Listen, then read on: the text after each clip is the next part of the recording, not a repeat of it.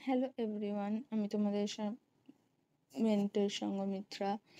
আজকে একটা ছোট বাট খুব ইম্পর্ট্যান্ট একটা টপিক নিয়ে চলে এসেছি। দেখো, আজকে আমরা পড়বো ডায়ালিসিসের ব্যাপারে। ঠিক আছে, তো প্রথমেই দেখো ডায়ালিসিস কি না। Dialysis is a medical procedure. এটা এক ধরনের মেডিকেল প্রসিডিওর। ঠিক আছে, এটা কোনো ডিজিজ নয়, এটা একটা medical procedure that artificially removes West products. Renal disease হলে এটা ইউজ করা হয়, যেখানে আর্টিফিশিয়ালি ওয়েস্ট প্রোডাক্ট যেরকম ইউরিয়া, ক্রিয়েটিনিন কে আমরা রিমুভ করি, এক্সেস ওয়াটার রিমুভ করি, টক্সিন রিমুভ করি ব্লাড থেকে when kidneys are unable to perform their normal excretion and regulatory function, তখন আমরা কিন্তু ডায়ালিসিস করি। It is a renal replacement therapy. এটা একটা কিন্তু renal replacement therapy used in end stage renal disease. End stage renal disease যখন kidney fail করে গেছে প্রায়ই, সেই অবস্থায় কিন্তু এটা আমরা ইউজ করি। তাছাড়া আর কোথায় ইউজ করি না, সিভিয়ার অ্যাকিউট কিডনি ইনজুরি যদি হয়, একেআই যদি হয়, সেই ক্ষেত্রে হঠাৎ করে কিডনি ফাংশন বন্ধ হয়ে গেলেও কিন্তু আমাদের পেশেন্টকে সারভাইভ করানোর জন্যে ডায়ালিসিস করাতে হয়।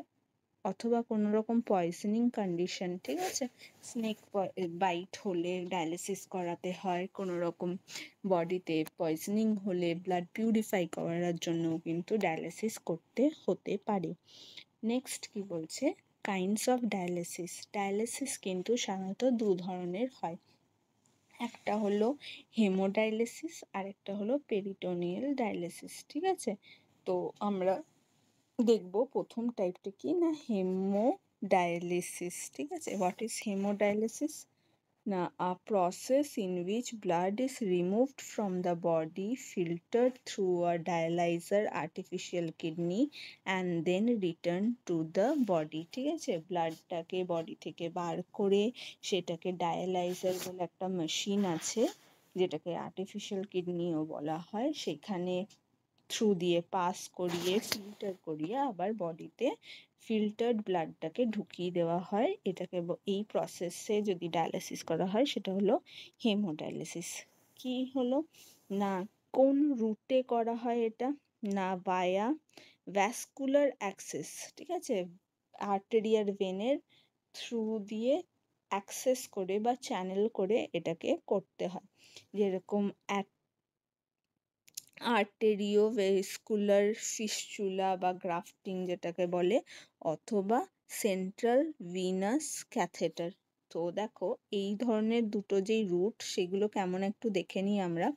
দেখো, আর্টেরিওভেনাস ফিস্চুলার ক্ষেত্রে কি হয়, হাতে এরকম আর্টারি আর ভেনের মধ্যে একটা ইনসারশন করা হয়। ঠিক আছে, যেখানে তোমার দুটো চ্যানেল লাগানো হয়, একটা টু ডায়ালিসিস মেশিন যাচ্ছে, ঠিক আছে, আর একটা টু ডায়ালিসিস মেশিন থেকে ডায়ালাইজড বা পিউরিফাইড ব্লাড ঢোকার আরেকটা চ্যানেল হচ্ছে। ঠিক আছে, এইটা হলো তোমার এভি ফিস্চুলা, এরকম করে হয়। আর যেটা তোমার নেক্সট বলছে সেন্ট্রাল ভিনাস ক্যাথেটার, সেটা হচ্ছে এইভাবে তোমার সেন্ট্রাল ভেন যেটা, সেইখানে একটা ক্যাথেটার চ্যানেল লাগানো হয়, সেখানেও এরকম দুটো টিউব আর কি করা হয়, যেখানে একটা ব্লাড ডায়ালিসিস মেশিনে যায়। ঠিক আছে, আর্টারির সাথে যেটা যুক্ত থাকে, আর একটা হলো ডায়ালিসিসের মেশিনের থেকে পিউরিফাইড ব্লাড যেটা ঢোকে, সেটা ভেনে যুক্ত থাকে। সবসময় আমাদের মনে রাখতে হবে, যেই চ্যানেলটা ডায়ালিসিস মেশিনে যাচ্ছে সেটা আর্টারির সাথে যুক্ত, আর যেই চ্যানেলটা ডায়ালিসিস মেশিন থেকে ঢুকছে সেটা ভেনের সাথে যুক্ত করা হয়, যাতে বডিতে পিউরিফাইড ব্লাডটা আবার সার্কুলেট করে। নেক্সট দেখো কি বলছে না, হেমোডায়ালিসিস কতবার করতে হয়, ইউজুয়ালি 3 সেশনস পার উইক, 3 থেকে 4 ঘন্টা প্রত্যেক সেশনে। সাধারণত সপ্তাহে 3বার করতে হয় এবং প্রত্যেকবার 3 থেকে 5 ঘন্টা সময় লাগে। এই হিমোডায়ালিসিসের কিছু ক্যারেক্টারিস্টিক্স আছে, সেগুলো কি দেখে নিই আমরা। Efficient removal of urea, creatinine and fluid. ঠিক আছে, তার সাথে সাথে কি require hospital dialysis centers through home HD exist. ঠিক আছে, হোম হিমোডায়ালিসিস কিন্তু এক্সিস্ট করে, কিন্তু সেটা খুবই এক্সপেন্সিভ একটা প্রসিডিওর এবং পুরো সেট আপের দরকার হয়। তাই হসপিটাল আর ডায়ালিসিস সেন্টারে গিয়েই কিন্তু এই হিমোডায়ালিসিস করতে হয়।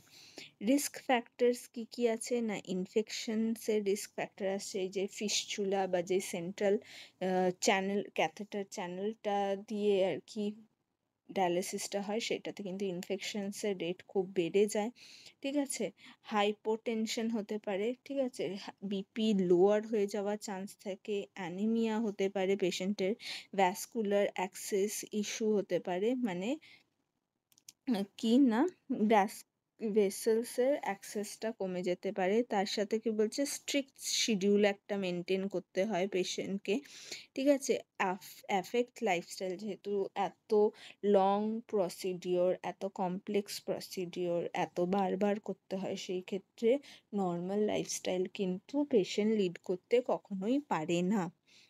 এবারে কি বলছে না, নেক্সট দেখো আমরা এখানে একটা ডায়াগ্রাম নিয়ে আর কি তোমার ডায়ালিসিস মেশিনটা কেমন সেটা কিন্তু আমরা দেখে নিতে পারি।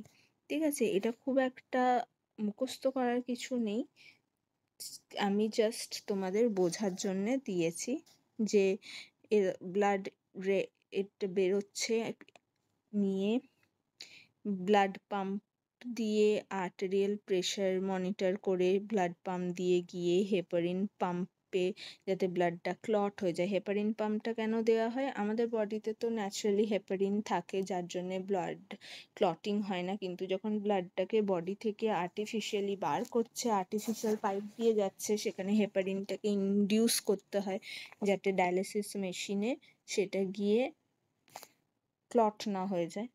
তো তারপরে সেটা ডায়ালাইজারে গিয়ে প্রেশারটাকে আবার মনিটর করে ডায়ালিসিস মেশিনে ঢোকানো হয়। ঢোকানোর পরে ডায়ালিসিস বা ফিল্ট্রেশন হয়ে যাওয়ার পর পিউরিফাইড ব্লাডটা বেরিয়ে আবার তার প্রেশার চেক করা হয়, এয়ার ট্র্যাপ আছে কিনা সেটাকে ডিটেক্ট করা হয়, কারণ যদি ভেন্সে এয়ার ঢুকে যায় সেই ক্ষেত্রে কিন্তু মানুষ মারা যেতে পারে। তারপর সেটাকে ফিল্টার ব্লাডটাকে আবার বডিতে ঢুকিয়ে দেওয়া হয়। তো এই প্রসেসে কিন্তু হিমোডায়ালিসিস হয়। তো আশা করি তোমরা পিকচারটা বুঝতে পেরেছো। নেক্সট আমরা দেখো পড়ছি সেকেন্ড ধরনের ডায়ালিসিস বা peritoneal dialysis. What is peritoneal dialysis? Na, the peritoneum or lining of abdominal cavity acts as the natural semi-permeable membrane. এই পেরিটোনিয়াল ডায়ালিসিসে আমাদের বডিতে যে অ্যাবডোমিনাল ক্যাভিটির যে লাইনিংটা আছে, যেটা হলো আমরা পেরিটোনিয়াম বলে জানি, সেটাই কিন্তু সেমি পারমিয়েবল মেমব্রেন হিসেবে কাজ করে ডায়ালিসিসের ক্ষেত্রে। Dialysis fluid is instilled in the peritoneum cavity. Peritoneum এইসব পেশেন্ট যারা এই ধরনের ডায়ালিসিস আন্ডারে থাকে, তাদের এই পেরিটোনিয়াল ক্যাভিটিতেই কিন্তু ডায়ালিসিসের একটা ফ্লুইড ইনডিউস করা হয় বা ঢুকিয়ে দেওয়া হয়, যেটা কিনা নিজেরা এই ওয়েস্টটাকে অ্যাবজর্ব করে, বডির ওয়েস্টটাকে অ্যাবজর্ব করে, এক্সেস ফ্লুইডটাকে অ্যাবজর্ব করে এবং সেটাকে ড্রেন বা ফিল্টার করে দেয়। তো বোঝা গেল এইটা কেমন করে, আমরা ছবিটা দেখলে আরো বুঝতে পারবো। প্রথমে আমরা দেখে নিই কোন রুটে এটাকে করা হয়, ভায়া পার্মানেন্ট ক্যাথেটার। এই যে একটা পার্মানেন্ট ক্যাথেটার, যেটা তোমার এই পেরিটোনিয়াম হিসাবে পেরিটোনিয়ামটা যেইটা কাজ করছে, এই পেরিটোনিয়ামে একটা পার্মানেন্ট ক্যাথেটার কিন্তু ইন্ট্রোডিউস করা হয়। দেখো যেরকম এখানে, এইটা কি না আমাদের পেরিটোনিয়াম। ঠিক আছে, এই পেরিটোনিয়ামের মধ্যে একটা ডায়ালিসিস ফ্লুইড কিন্তু আমরা ইনডিউসড করে দিই। ঠিক আছে, সেই ক্ষেত্রে আর তার সাথে একটা ক্যাথেটারও ইনডিউস করি। তারপরে এই ডায়ালিসিস ব্যাগের মধ্যে আমরা কি করি না, ডায়ালিসিস ব্যাগের মধ্যে যদি যখন আমরা এই এই যখন পেরিটোনিয়ামে আমরা ডায়ালিসিসের যেই সলিউশনটা, ডায়ালিসিস ফ্লুইড যেটা, সেটা যখন ইন্ট্রোডিউস করি, এই পেরিটোনিয়ামটা একটা সেমি পারমিয়েবল মেমব্রেন হিসেবে কাজ করে, ওয়েস্টগুলোকে অ্যাট্রাক্ট করে, নিজে ফিল্টার করে, এবং তারপরে কি হয় না, এই ক্যাথেটার দিয়ে কিন্তু ওয়েস্টটা আবার বেরিয়ে যায়। ঠিক আছে, এটা কিন্তু একটা পার্মানেন্ট একটা প্রসেস ডিওর। ঠিক আছে, নেক্সট কি বলছে, এরও দুটো ধরনের টাইপস হয়। ঠিক আছে, এই দু ধরনের টাইপস কি না, কন্টিনিউয়াস অ্যাম্বুলেটরি পেরিটোনিয়াল ডায়ালিসিস আর সিএপিডি, সেটা কি না manual fluid exchange 3 to 5 times per day। এই কন্টিনিউয়াস অ্যাম্বিউটারি পেরিটোনিয়াল ডায়ালিসিস বা সিএপিডিতে কি হয় না, এই যে ফ্লুইডটা যেটা ঢুকাতে হচ্ছে সেটা ম্যানুয়ালি হাতে নিজেদেরকে ঢুকাতে হয়, কোনো অ্যাসিস্ট্যান্ট মানে এক্সপার্ট অ্যাসিস্ট্যান্ট ঢোকায়, এবং সেটা কি করতে হয় না, দিনে 3 থেকে 5 বার কিন্তু এইটাকে চেঞ্জ করতে হয় বারবার। নেক্সট কি বলছে, নেক্সট টাইপ হলো না automated peritoneal dialysis or APD. এর ক্ষেত্রে কিন্তু মেশিন অ্যাসিস্ট করে এক্সচেঞ্জ অ্যাট নাইট। ঠিক আছে, এই ক্ষেত্রে এই যে ফ্লুইডটা ইন্ট্রোডিউস করা হচ্ছে, সেই ফ্লুইডটা কিন্তু মেশিনের দ্বারা, এক ধরনের মেশিন হয় যে মেশিনটা কিন্তু এই ফ্লুইডটাকে চেঞ্জ করে, এবং সেটা কখন করে না রাতের বেলায়, লেস ফ্রিকুয়েন্টলি চেঞ্জ করতে হয়, কোনো এক্সপার্ট অ্যাসিস্ট্যান্টের কিন্তু দরকার হয় না, কারণ সেটা মেশিনই অ্যাসিস্ট করতে পারে। পেরিটোনিয়াল ডায়ালিসিসের কিছু কিছু ক্যারেক্টারিস্টিক্স আছে, দেখো কি না, can be done at home, allows mobility. ঠিক আছে, এটা তোমার ঘরেই করা যেতে পারে যদি সেট আপ করা যায়, বা কোনো অ্যাসিস্ট্যান্ট যদি থাকে, লেস রেস্ট্রিক্টেড। ঠিক আছে, শুয়ে বসে থাকতে কম হয়, ইজিলি নড়াচড়া করা যেতে পারে, জেন্টল অ্যান্ড কন্টিনিউয়াস। এর কিন্তু প্রসেসটা অনেকটা জেন্টল, এবং কিন্তু একটা কন্টিনিউয়াস প্রসেসে ডায়ালিসিস হচ্ছে, এমন নয় যে সারাদিনের ওই 3 থেকে 4 ঘন্টা যেটা মেশিনের সাথে কানেক্টেড করে রইলো সেই অনুযায়ী শুধু ডায়ালিসিস হলো, এটা একটা কন্টিনিউয়াস প্রসেস। বেটার হেমোডায়ালিটিক স্টেবিলিটি হয়, বেটার কিন্তু স্টেবিলিটি, বডির কিন্তু হেমোডাইনামিকটা বেশি থাকে ভালো। ঠিক আছে, ব্লাডের যে ডাইনামিক সেটা কিন্তু অনেক বেশি স্টেবল হয়। ঠিক আছে, কিন্তু রিস্ক কি না, প্রোটিন লস হতে পারে। ঠিক আছে, তার সাথে সাথে কি না, এইটার ক্ষেত্রে ওয়েট গেনের একটা সমস্যা হতে পারে। ঠিক আছে, কারণ কি না, গ্লুকোজ অ্যাবজর্পশন হয়ে যায় অনেক ডায়ালিসিসের সময়, তার জন্যে মেনলি কিন্তু প্রোটিন লস হলেও এটা কিন্তু অনেক বেশি ওয়েট গেন হয়ে যায় এই প্রসেসে। নেক্সট দেখো কি বলছে না, নিউট্রিশনাল রিকোয়ারমেন্ট কি না, নিউট্রিশনাল রিকোয়ারমেন্ট মোটামুটি দু ধরনের ডায়ালিসিসের ক্ষেত্রেই, 30 to 50 gram kilo calorie per KG per day, কিন্তু পেরিটোনিয়াল ডায়ালিসিসে একটু হায়ার দিতে হয়, কারণ না প্রোটিন আর গ্লুকোজ লসটা পেরিটোনিয়াল ডায়ালিসিসে বেশি হয়। নেক্সট বলছে প্রোটিনের ক্ষেত্রে হিমোডায়ালিসিসে 1 to 1.2 gram per kg per day, high quality protein like egg, milk, fish, lean meat এগুলো কিন্তু দেওয়া যেতে পারে। ঠিক আছে, যেমনই কিডনি পেশেন্ট হোক, ডায়ালিসিস যখন হয় তাকে কিন্তু তখন প্রোটিন ইনটেক কিন্তু ভালো করাতে হয়। আর যদি পেরিটোনিয়াল ডায়ালিসিসের পেশেন্ট হয় তখন কিন্তু তাকে 1.2 to 1.5 gram per KG per day কিন্তু প্রোটিন দিতে হবে। এই এক্সেস প্রোটিনটা কারণ কি না, আমরা জানি ডায়ালাইসেটে যেই প্রোটিন লসটা হচ্ছে এই পেরিটোনিয়াল ডায়ালিসিসে, তার জন্য। ফ্লুইডের ক্ষেত্রে কি বলছে, restricted according to urine output plus 500 to 700 milliliter per day for HD patients. ঠিক আছে, এইচডি পেশেন্টসের হিমোডায়ালিসিস পেশেন্টদের জন্য যেই ফ্লুইড রেস্ট্রিকশনটা সেটা হলো ইউরিন আউটপুট কতটা হয়েছে তার সাথে 500 থেকে 700 মিলিলিটার পার ডে আমরা ফ্লুইড দিতে পারি, ঠিক আছে।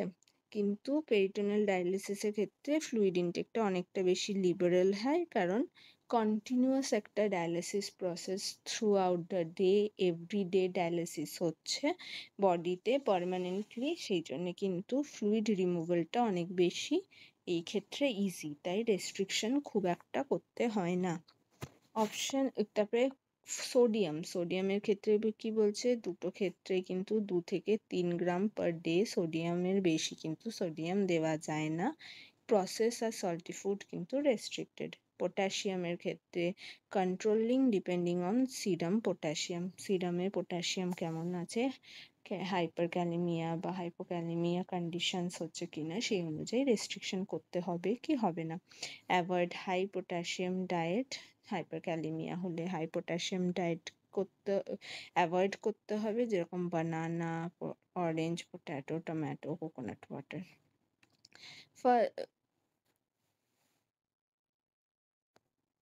ফসফরাসের ক্ষেত্রে কি বলছে না, ফসফরাস রেস্ট্রিক্ট করতে হবে 0.8 to 1 গ্রাম পার ডে।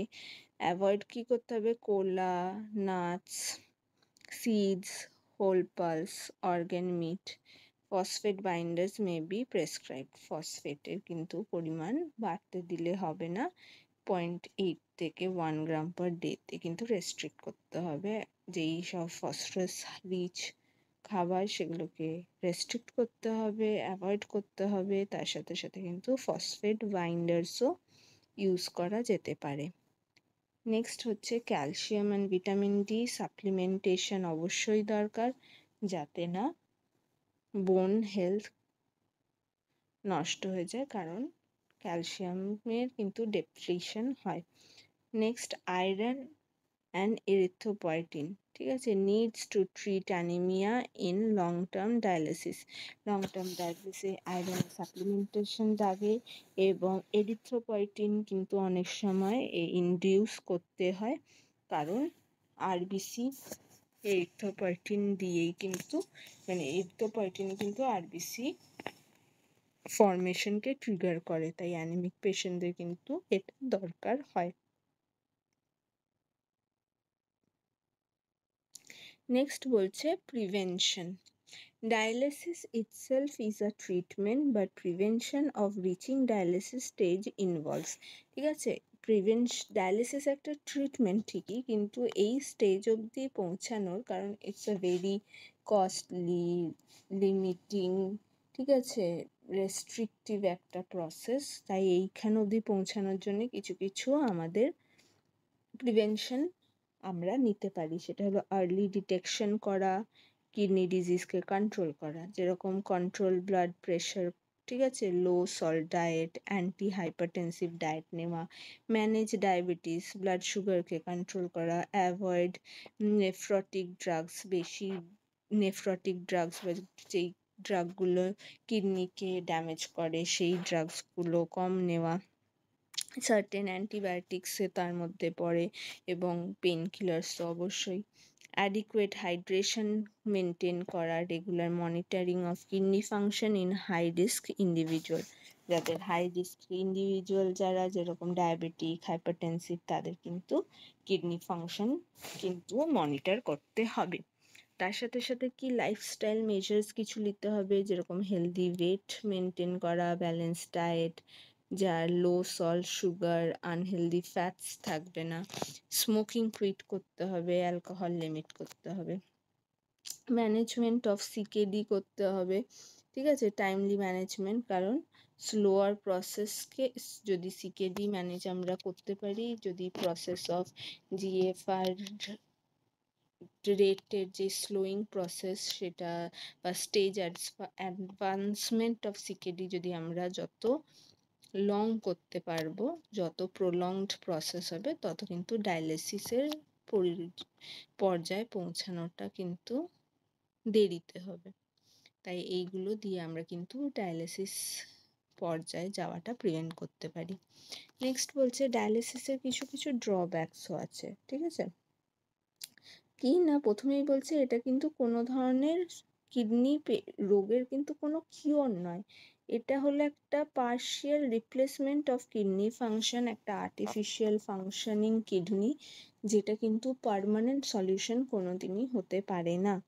তার সাথে সাথে কি বলছে, কমপ্লিকেশনস আছে, যেরকম ইনফেকশন হয়, ঠিক আছে, আর যে দুটো ক্ষেত্রেই হেমোডায়ালিসিসে ভ্যাসকুলার অ্যাক্সেসের জন্য ইনফেকশন হয়, আর পেরিটোনিয়াল ডায়ালিসিসে পেরিটোনিয়াসিস হতে পারে বা পেরিটোনিয়াম ইনফেকশন যেটাকে বলে, লো বিপি হয়, তার সাথে যে ক্র্যাম্পস আসছে, প্রোটিন লস হয় আমরা দেখলাম। তো এই কমপ্লিকেশনসগুলো এক ধরনের ড্রব্যাক। লাইফস্টাইলটা লিমিট হয়ে যায় অনেক, ঠিক আছে, টাইম কনজিউমিং একটা প্রসেস, ডায়েট ফ্লুইডের রেস্ট্রিকশনস করতে হয় অনেক বেশি, ট্রাভেল আর ওয়ার্কের ফ্লেক্সিবিলিটি কমে যায়, ঠিক আছে, নর্মাল লাইফস্টাইলটা লিড করা যায় না।